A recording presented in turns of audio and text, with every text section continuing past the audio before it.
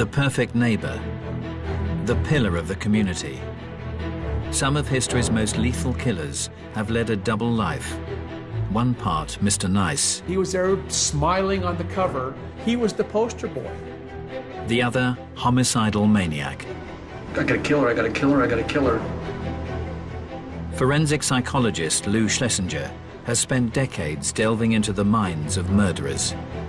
The notion of a serial sexual murderer lives in his mother's basement and, kills cats is just incorrect. Serving detective Jackie Sabir is an expert in the mechanics of crime. The killer has a good working knowledge of this building. Between them, they're dissecting a case that struck fear through a community. That specter, that ghost, that man without a face, it was all back. The anger in his eyes, that was the one thing that stuck with me for years and years. And investigating if its perpetrator was born to join this most elusive breed of killer. I just knew in that moment I was gonna die.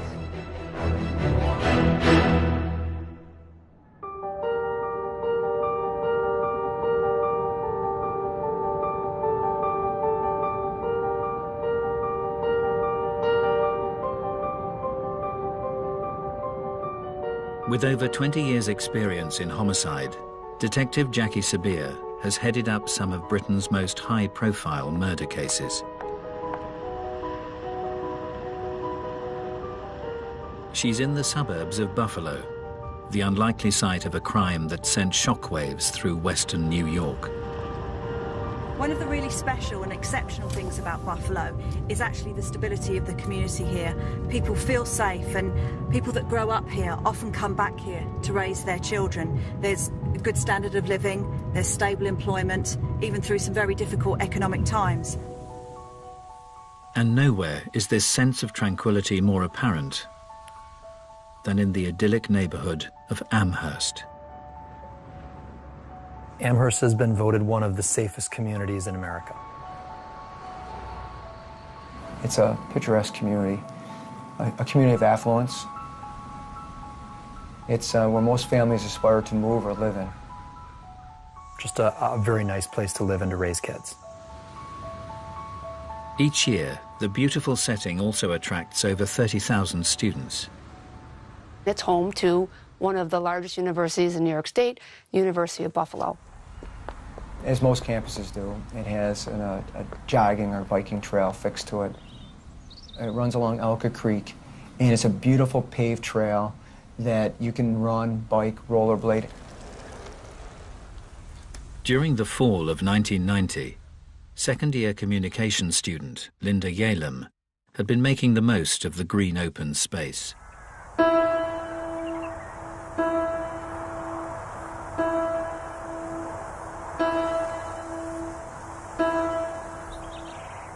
Linda Yalem originally came from California. She was a marathon runner. She was training for the New York City Marathon. She's near the end of her training. She's only 5 weeks away.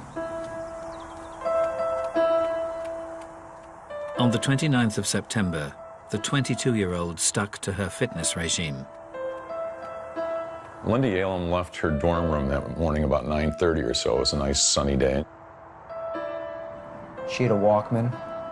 She popped in a cassette, and she went out to do what she did all the time, run. Her roommates were expecting her back in a fair amount of time, and she just never came back.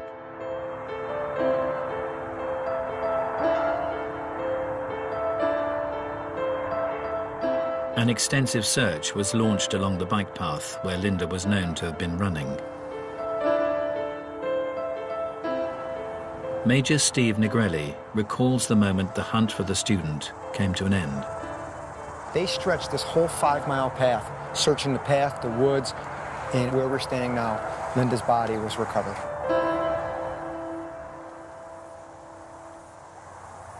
She was shrouded with her sweatshirt covering her torso. Underneath the sweatshirt, her brassiere and t-shirt was lifted up, exposing her breast. Her pants were pulled down off of her one leg. Was there any signs of defensive injuries? She had numerous injuries upon her face, in her body, abrasions and bruises that indicated that she did try to fight her assailant. Despite her efforts, Linda's assailant cruelly controlled her. The assailant put duct tape over both her nose and her mouth. She was unable to gasp any air. In fact, she was sucking so hard that the duct tape was actually indented into her mouth. As the perpetrator raped his victim, he inflicted further torment through the use of a handled garrote. Why would someone use a garrote in this sort of case? What do you think he was doing with Linda? The garrote, by its very nature, where you can render someone unconscious just with a couple of twists, is a control mechanism. And what he did is he did a double loop. So if I could demonstrate, he just went over and back. And just by one hand, because now he had both broomsticks in his hand, he's able to tighten the garrote and bring his victims in and out of consciousness. They left signature garrote marks, ligature marks across her neck. You're very close to your victim. You're going to be looking in their eyes, aren't you? You're going to be able to see what you're doing to them, aren't you? That's correct. Forensic psychologist Lou Schlesinger has analyzed the minds of some of history's most twisted serial killers. For him, the torturous technique carried out on Linda Yalem raises huge concerns. When you use a ligature or manual strangulation to kill someone, that tells me it's personal, because it's an inefficient way to kill somebody. It takes a long time. They could fight their way out of it. So when you kill with strangulation, that is almost always a sexual element involved, because you're seeing the victim suffer. And strangulation has been the sordid choice for a class of killer who only get their kicks out of this sadistic MO. During the 1980s, Virginia's South Side strangler, Timothy Spencer, created tourniquets from belongings found in his victims' homes. He had 2 socks wrapped around her neck and a 16-inch vacuum cleaner extension twisted in the ligature. Tampa Bay murderer Bobby Joe Long would bring his own ligature to the scene of the crime. Just left the ligature right on the victim. Why did he do it? Because for some reason that was arousing to him to see the victim lying there with the ligature just hanging off her. Right in here's where I killed her. This class of killer is perhaps topped by America's most prolific serial murderer. You think you put like five of them in there? Gary Ridgway was the archetypal guy next door, but in his hidden life, he strangled dozens of prostitutes. When I got through having a climax with her, I jumped on her. How much are you pulling on her neck? I'm pulling really hard on her neck. How? Just like this. What are you saying to her? Don't fight, and I'll let you go. No, Ridgway was never going to let him go. He got him in the strangulation hold, and he basically said to them, if you relax and just let me go through my little sexual thing, I'm going to let you go. And when she relaxed, he then strangled her and killed her. I'm feeling, I gotta kill her, I gotta kill her, I gotta kill her. They want to get close and touch the person as she's dying. This is what's stimulating for all of these individuals, like Gary Ridgway and Long, and so many of them who kill with that method.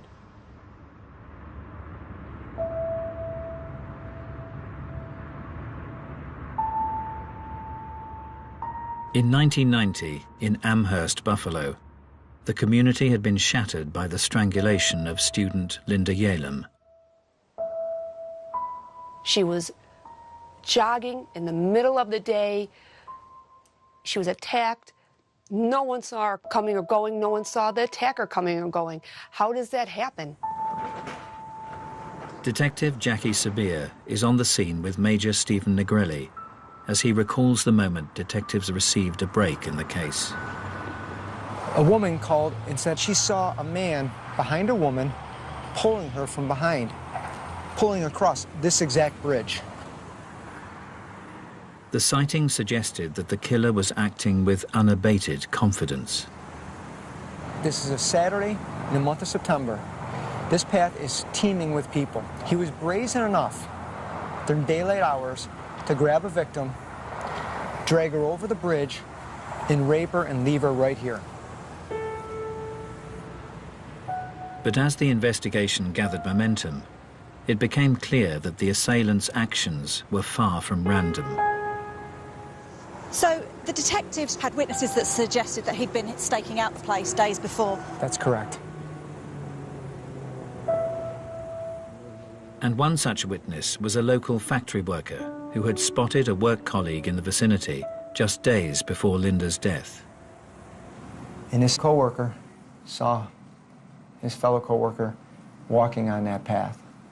Thought it was unusual, went to talk to him, and his co-worker pretended like he didn't see him. Acted bizarre. Although the factory worker was brought in for questioning, no one suspected the murderer could be this pillar of the community. Altimio Sanchez. He coached the boys' baseball team. He played on, community baseball teams through his church. All of his neighbors said he's the greatest guy. He'll mow your lawn for you. He has the nicest looking lawn in the neighborhood. Invites him over to barbecues and things like that. Despite the model neighbor bearing a marked similarity to the perpetrator, close colleagues on his shift at the factory didn't take it too seriously.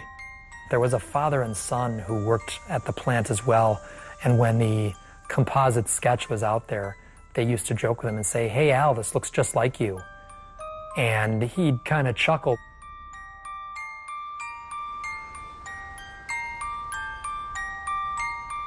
The residents of Buffalo couldn't imagine that the perfect husband and all-round good guy was concealing a double life.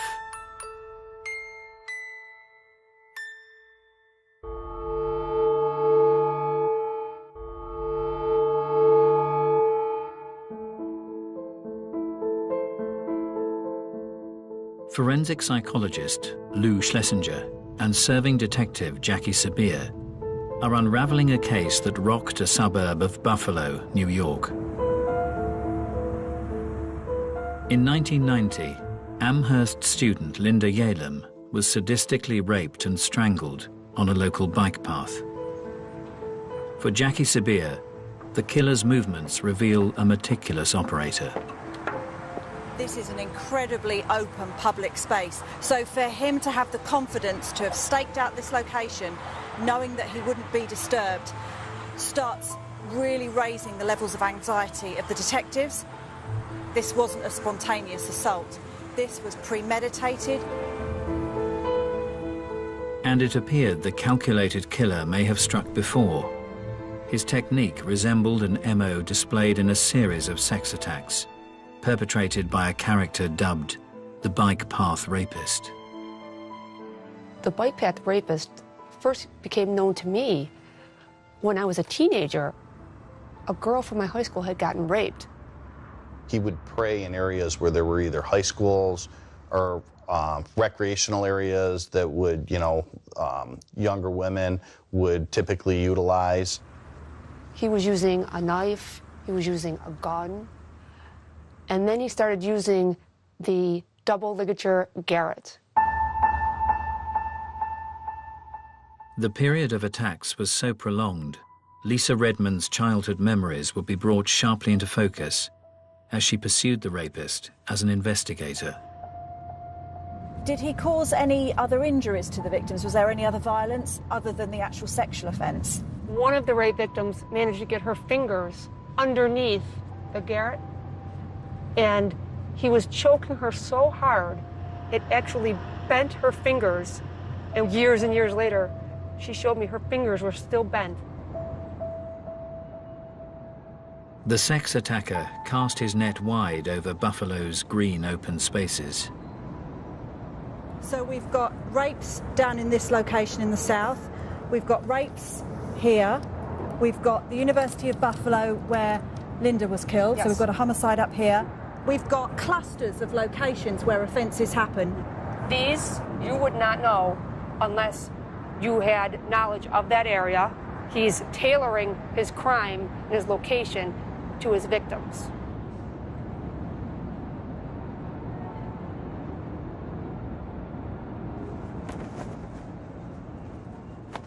In 1986, 17-year-old Hamburg schoolgirl Susie Coggins would experience the terrible wrath of the rapist firsthand.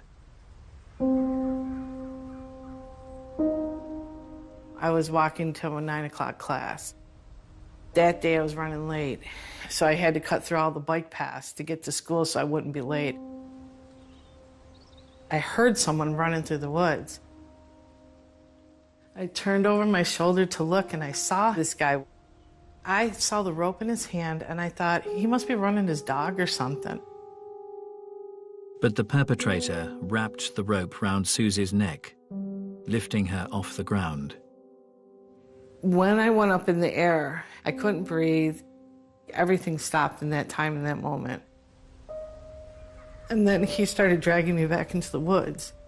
And the anger in his eyes, I'll never, that was the one thing that stuck with me for years and years, those eyes, the way he looked. Once in a secluded spot, the rapist broke his silence. He just asked me how old I was and if I had ever had sex before. I just kept thinking about my family. I'm sorry, I just kept thinking, I'll never see my family again. I'll never see my friends again. I just knew in that moment I was going to die. Susie was then subjected to a prolonged rape. When he was finished, and I'm like, well, what happens next? And he says, nothing. I felt like there was some guilt in his voice. And yeah, his energy changed completely from the beginning of it till the end of it.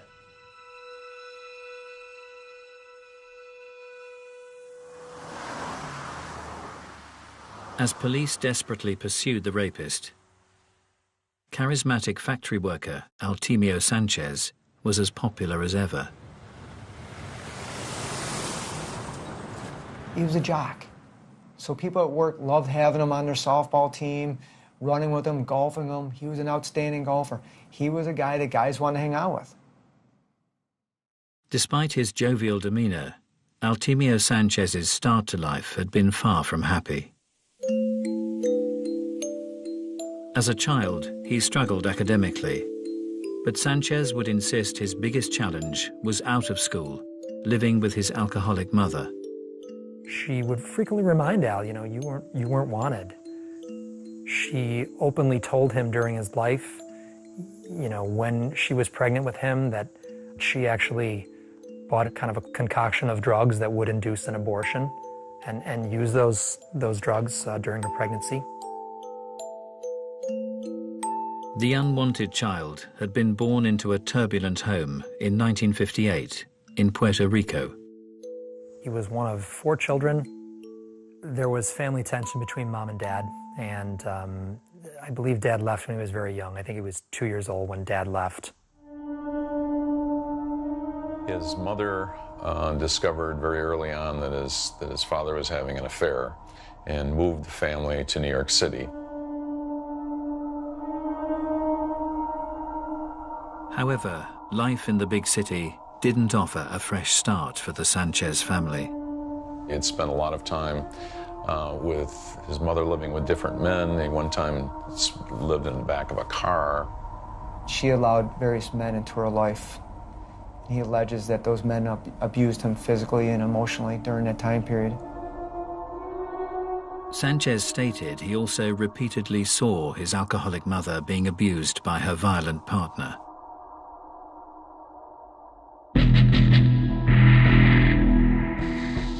For forensic psychologist Lou Schlesinger, a child witnessing aggressive behavior against his maternal figure can have devastating consequences in later life.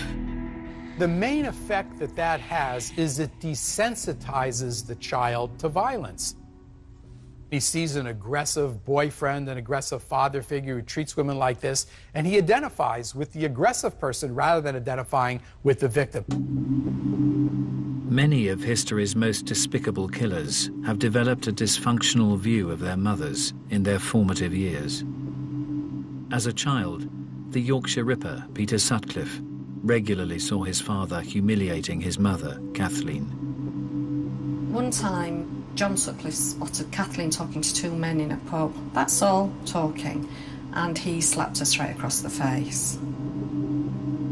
So here we have his father saying, this is what you do to be a man. And, Peter is very much saw women as either Madonnas or whores. You're basically using your parents as a role model. And if that's what your role model is doing, it stands to reason you're going to do very similar sorts of things.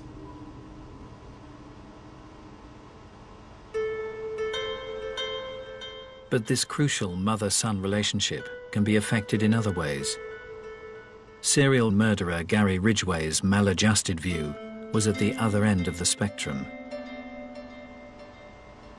He talked about having some sexual feelings towards her. He described in some detail watching her when she was in a bathing suit and looking at her and thinking that she dressed pretty provocatively. During one bath, her robe fell open and she was naked underneath, and he felt aroused. Gary Ridgway is an individual whose mother was very sexually provocative in an overt sense. There's nothing more devastating psychologically for a boy to see that type of behavior in his mother. It usually doesn't end well at all.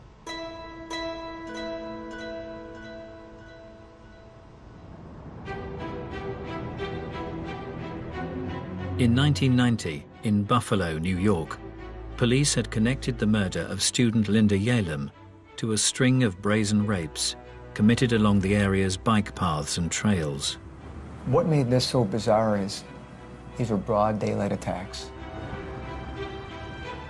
But then, for the next 2 years, the brutal crimes ceased. Poof. He vanishes off the radar.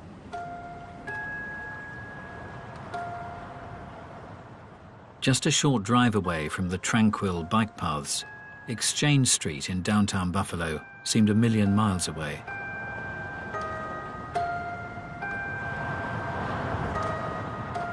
The red light district was worked by prostitute Majane Mazer. Majane Mazer was turning tricks. Sometimes she would stand on corners. A lot of times she would give her number to people and they would call her. But on an October night, the vulnerable 32-year-old was picked up by the wrong man. A John called her. She went out to the curb, got in his car, took off. She was never seen again. Okay, so this is the actual building. Right up to the fence line is where Majane Mazer's body was found. Bless her. Detective Jackie Sabir is joining Lisa Redmond as she revisits an industrial wasteland that in 1992 was the site of a horrific murder. A man actually picking wildflowers found her in the brush. It was not clear like it is now. It was overgrown, and her body, not only was it camouflaged by the foliage, he actually put a piece of corrugated plastic over the top of her.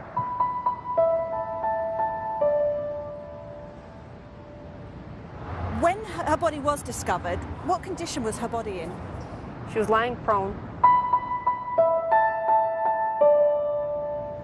There was a plastic bag right around her head at the neck, and then another garbage bag pulled over the top. On closer examination, Majane's cause of death was undeniable. There was evidence of ligature strangulation on Majane. She had the double ligature marks on her neck, but due to the circumstances that she was a prostitute, that she was covered the way she was, the investigators at the time did not put 2 and 2 together that she was a victim of the bike path rapist.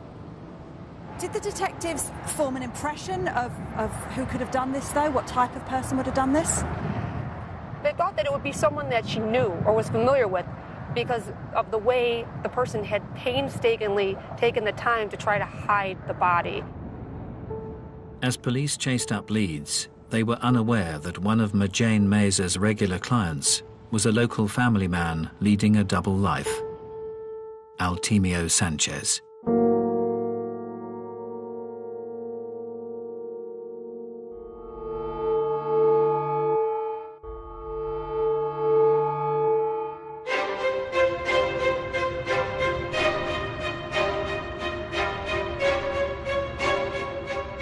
In 1996, in the green suburbs of Buffalo, New York, 6 years had passed since the murder of Linda Yalem. In the wake of her tragic death, the local community was determined the young student would never be forgotten. Because Linda was a runner, there was something created called the Linda Yalem Memorial Run. It's an annual event, and it's to raise awareness about women's safety issues. Before the race would start, there would be a moment of silence, and then a bagpipe would lead the runners down to the starting line. Amongst those taking part in September '96 was competitor 635, local man Altemio Sanchez. It turned out that Altemio Sanchez was a bit of a runner. He belonged to the running club at American Brass. It was seemingly a typical act for one of the community's all-round good guys.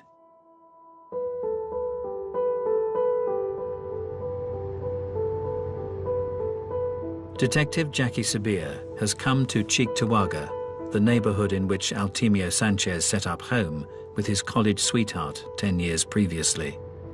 Cheektowaga is an incredibly safe, quiet suburb, low crime, and it's great schools. And that's why Sanchez and his wife picked this location to raise their family. He had 2 sons. He was very involved in his community. Nothing remarkable about him. He just seemed like a neighbor. He was the guy that, when snowfall came, he'd be out there with his snowplow plowing out your driveway. He was a member of his local church community where he was coaching the softball league. His family were well known. He was here for a long time, so he'd established ties. In his working life at a nearby brass factory, Sanchez was also well liked. Fellow worker Ken Chakai would regularly chat with the forklift driver as his night shifts drew to a close. And your first impressions of him? He was just a normal guy? Normal guy. Very nice guy. Soft-spoken. I can't say anything bad about him. Was Sanchez ever in trouble at work, or were there any issues? He was a good worker. Yeah. Was there any gossip about him, or rumours? He was good with the church, the community. His family belonged to the church. He's a great guy. Nobody in Buffalo believed that Altemio Sanchez had anything to do with the murder of Linda Yalem. Having worked extensively with the FBI, Professor Lou Schlesinger is fully aware that for many, a serial killer is hard to spot. The notion of every serial sexual murderer being weird and a loner, lives in his mother's basement and, kills cats is just incorrect. To further understand those capable of concealing a heinous double life, the psychologist is meeting an offender who ruthlessly targeted women. How did you feel when you were raping someone? Oh, I felt powerful. This inmate is a serial rapist who remained undetected within his community for over a year and a half. Someone knows very little about this topic. What could you say to help them understand the mind of a serial rapist? For me, I hated myself. I felt that I wasn't adequate. The sex offense is not about sex. It's about the power and control issues. It's about the self-esteem issues.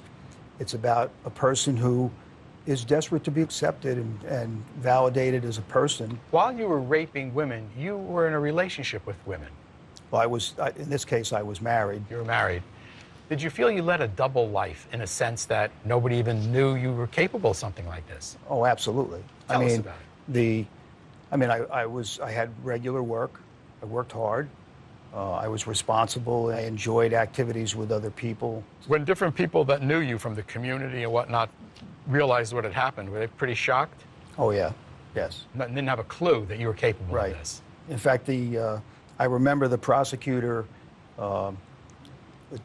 during the case made a statement in court that, you know, in all other aspects of my life, this is the guy you would want your daughter to bring home, because I was a steady Nice guy. person. Right. Talk well, smart. Right. But I had this dark side that I was going out and raping.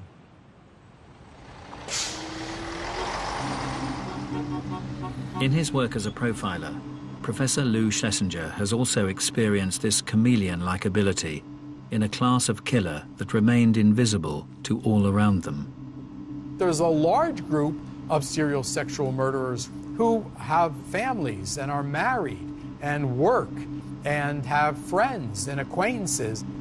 She got sick, got her a glass of water, comforted her a little bit, and then I went ahead and tied her up, and then put the bag over her head and strangled her. Over a 30-year period in Kansas, Dennis Rader murdered 10 people. All the while, the respected scout camp leader hid an assortment of sordid behavior, frequently tying himself up within the local woods. He was very big into autoerotica. What he did was to leave the campsite where the Boy Scouts were, and then he attached a camera on a cord and would take photographs of his accomplishments.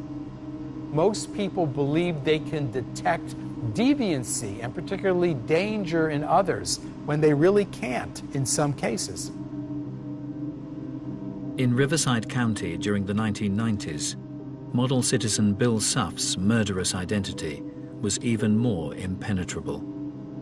He was supplying equipment to the police department, the same police department that was investigating him. A homicide victim was found one morning when two of the investigators were with Bill, and their pager went off, and Bill made the comment to them, "Oh, did you find another body?" If a person interacts with you and makes jokes and seems like a normal guy, why would you possibly suspect that he's capable of such extreme deviancy?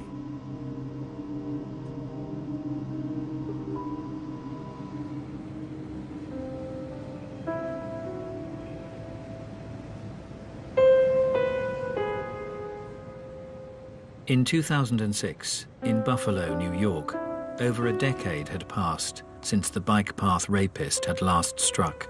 As time went on and there were no more attacks, I really believe that the community became less guarded. They believed that maybe he left the area, was in prison, or possibly dead. Collectively, the community still had it in the back of our minds. That's where we pushed it, because everyone wanted to believe deep down that we were safe. On the 16th anniversary of Linda Yalem's murder, respected neighbor and loving husband Altemio Sanchez had been out with his wife at an office reunion. He was photographed at a downtown bar at a party with a drink in his hand, with his wife, with his arm around his wife. But amidst the celebrations, no one could have guessed how Altemio Sanchez had spent the day.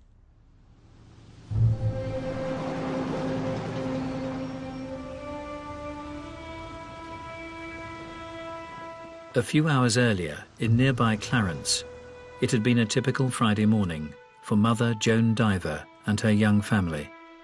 They sat at the kitchen table and they had breakfast together. They talked about, maybe we go to a movie tonight because it's Friday night. She had dropped her 5-year-old off at daycare and decided on a beautiful September day to go for a jog in Clarence. Joan parked her car in her usual spot before heading out along the bike path. But as the morning drew to a close, the 45-year-old didn't reappear from her run. At the normal time of pickup for daycare, Mom didn't show. Her son kind of stood at the window and looked out the window like, where's Mom? With no sign of Joan, an extensive search was mounted. Detective Jackie Sabir is joining Steve Negrelli as he retraces its final steps. A couple of Boy Scouts and a scout leader. They just want to help the diver family, so they were out here volunteering, searching. One of them kind of bent down, peered in, and he could see underneath the shrubbery and overgrowth, he could see what appeared to be a human hand.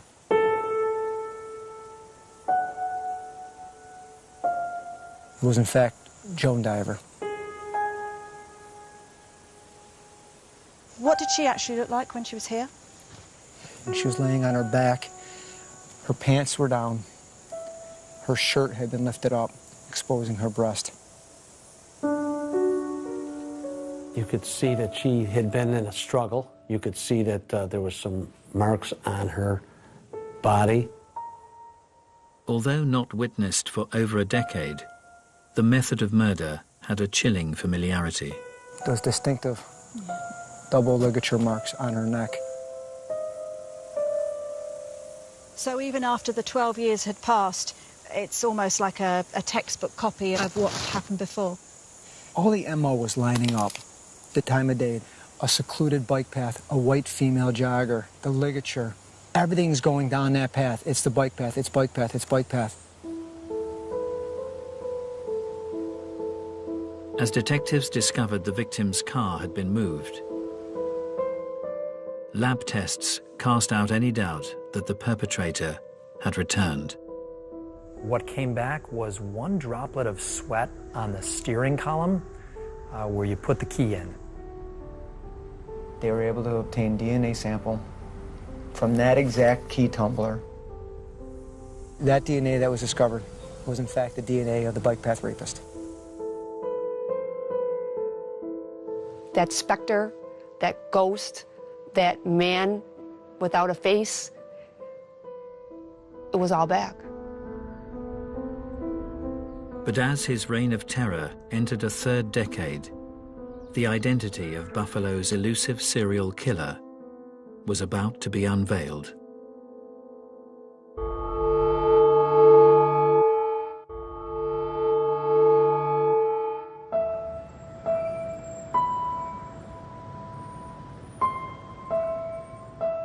In September 2006 in Buffalo, the murder of jogger Joan Diver had marked the return of the bike path rapist after more than a decade's absence. As a serving detective, Jackie Sabir is in no doubt as to the impact of this tragic development. To come back after a 12-year break would have been an enormous shock to the team of investigators, because you have to relive and pull all of those files again and start practically from the beginning. With a DNA sample indicating an Hispanic male, the list of suspects shrank down until an historic case left just one name. There had been a rape, and the woman had seen the rapist a few days later at the mall, followed him out and got his license plate. As the owner of the vehicle had a cast-iron alibi, the lead had drawn a blank. But years later, as police recontacted him, the owner admitted a relation had borrowed the vehicle. We said, who was driving your car that night? And that's when the first time we heard this name, and he said it was my nephew. His nephew's name has popped up a couple times previous in this investigation. He said it was Eltimio Sanchez.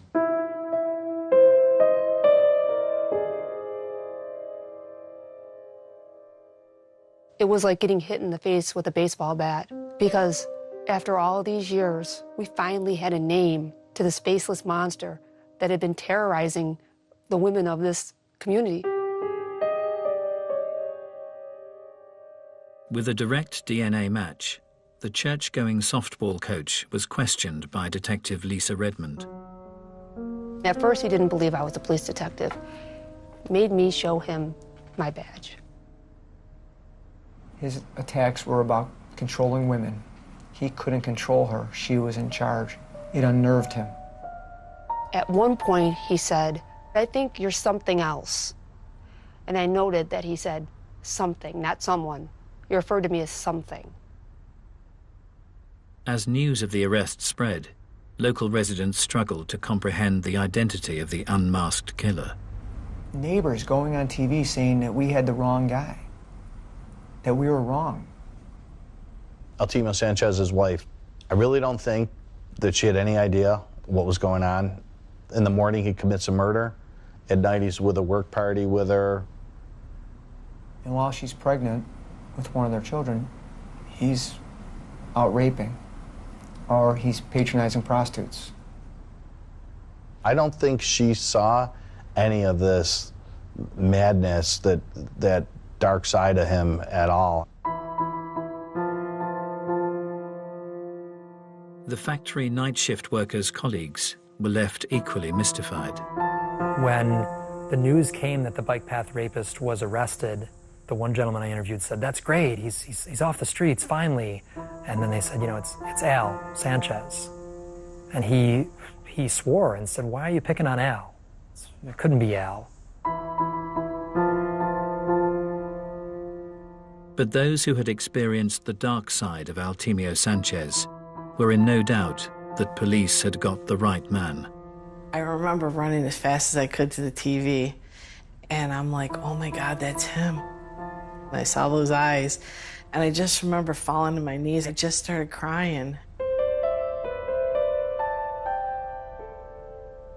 It was finally over. It was finally over.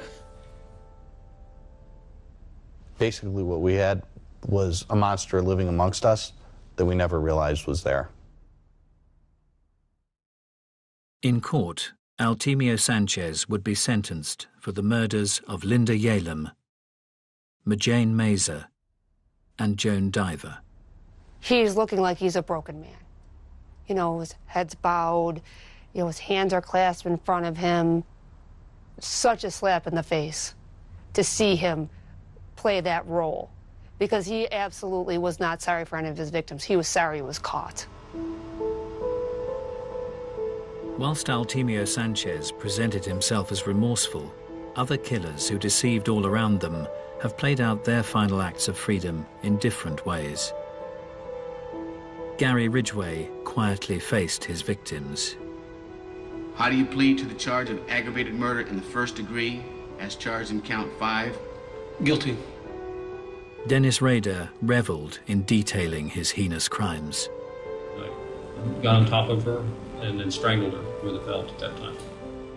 But to fully appreciate these cold-blooded killers, Professor Lou Schlesinger believes you have to look to the past. If you want to understand an offender, don't go by how he appears in court. Take a look at what he did. What he did tells you what the offender is really like. And Altimio Sanchez's brutal history undoubtedly bears the hallmarks of this most dangerous class of killer. The guy next door who was simply invisible. Sanchez shares a characteristic of many serial sexual murderers. These offenders are in a class of their own, in as much as those who see them in their environment, they don't see somebody who's mentally ill, who's psychotic, yet they all have a dark side, and they're extremely dangerous and extremely violent, although the average person doesn't see it.